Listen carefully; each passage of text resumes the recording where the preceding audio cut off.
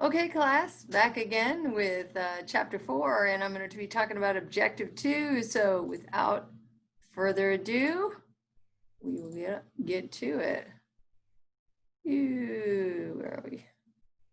Boy, we talked about a lot of stuff last time, and we are moving on in objective 2 to typical types of brain damage. What kind of brain damage should people get?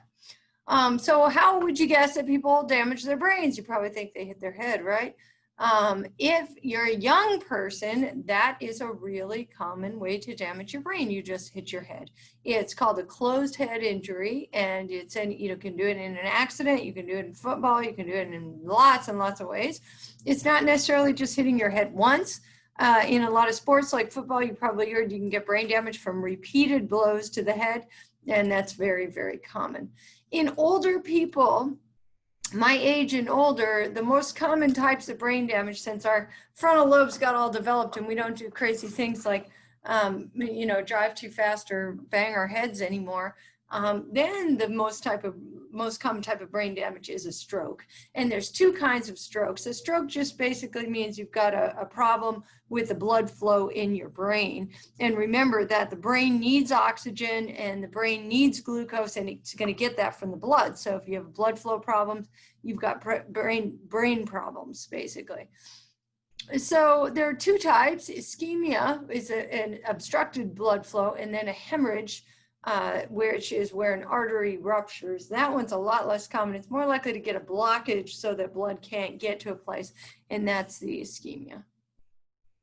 So here we see the typical ischemia here with our arteriosclerosis, and that's where you get a buildup in a blood vessel, and then and it's a gradual kind of cholesterol deposition that's going to occur throughout your lifetime. So when you're sitting there eating those red hot riplets right now, that's building up that cholesterol in there, and a lot of animal fat and stuff like that will do that.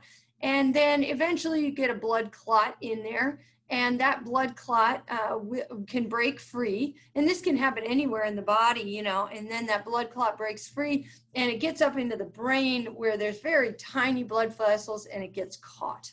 And so that's your typical ischemia there. The hemorrhage is when you have an aneurysm, which is a weakened spot on a blood vessel.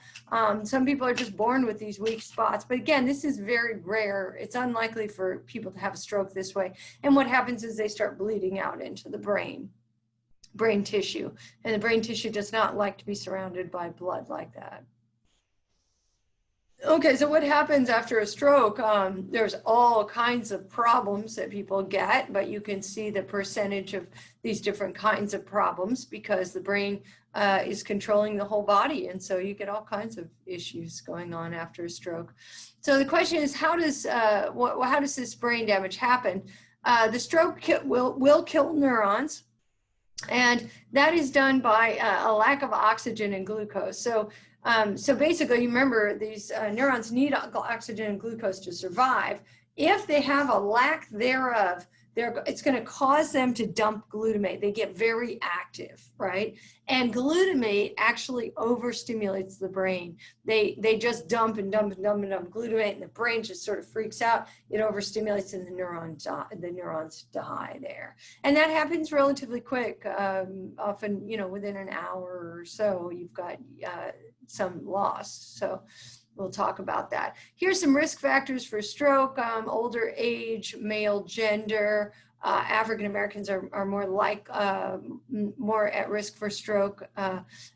Family history of stroke, high blood pressure, heart disease, diabetes, cigarette smoking, excessive alcohol, high cholesterol, and these last three are things that you can actually control a little bit better. So those are the kinds of things that doctors will recommend if you are at high risk for a stroke. Okay, so what happens when you have a stroke? If you have a stroke, you get to the hospital fast enough, They can give you, if it's an ischemic stroke, they can give you a clot busting drug to bust out that clot, and that will restore oxygen to that area, but it has to be used within 3 hours. So it's very timely in the sense that you have to, if you are having a stroke, or if you know someone who's having a stroke, you've got to get to the hospital right away, so they can evaluate you and then give you that drug. So the question is, how do you even know when someone's having a stroke? And we use this acronym called FAST, because every second counts, and you really need to evaluate this person very quickly. So this is something you can remember with your grandparents and with your parents who are at risk. So let's talk about what that is. The F in FAST refers to the face. Ask the person to smile. Is one side of that face drooping? So when we smile, we should see both sides of the face going up. If we see one side going up and one side down, then that is a concern. Ask the person to raise their arms. If one arm is falling or they are not raising that arm, again, that's a sign of a stroke. Ask the person to speak. And see, is their speech slurred? Are they saying strange things? Are they not making sense? And then the final one just says, get them to the hospital pronto, because if you're going to get that TPA in them to bust out that clot, it's got to go real fast. So you can save the life of a person who's having a stroke. You can save them from significant damage by just getting on it real fast. Okay, well, I'm just going to start on this objective 3, and then we'll cover that in the next video as well. So some possible ways to recover from damage. So let's say the damage is done, you didn't make it to the hospital in time, a lot of brain cells died. Is there any recovery after that? And the issue is yes, there is. There are several ways in which we recover from strokes, but again, the damage can be permanent. The brain is not that great at recovering. It's not like when you get a cut in your finger and the finger heals right up and it's good as new. The brain doesn't behave that way. So we'll talk about effortful mechanisms. I'm going to talk right now about behavioral adjustment and stimulation, and then in the next video we'll talk about natural mechanisms, regrowth, sprouting, and supersensitivity. Okay, well, we've learned a lot from monkeys, and one of the things we have learned is that if we deafferent a monkey, so remember the afferent, that means take out the afferents, that means that no information is going up. So let's say we take a monkey and we cut off all sensory information to this arm. So the monkey does not feel this arm at all. If they do not feel this arm, they will not use the arm. They do not use the arm. If you don't feel it, you don't use it, is the problem. So the motor efferents are fine here. They can use the arm, but they don't use it. And the only way to get them to use the arm is to tie the other arm behind their back. And then they'll start walking on this arm. But they won't use it otherwise. And one of the big problems with people who have a stroke is that they don't feel something very well, so they stop using it.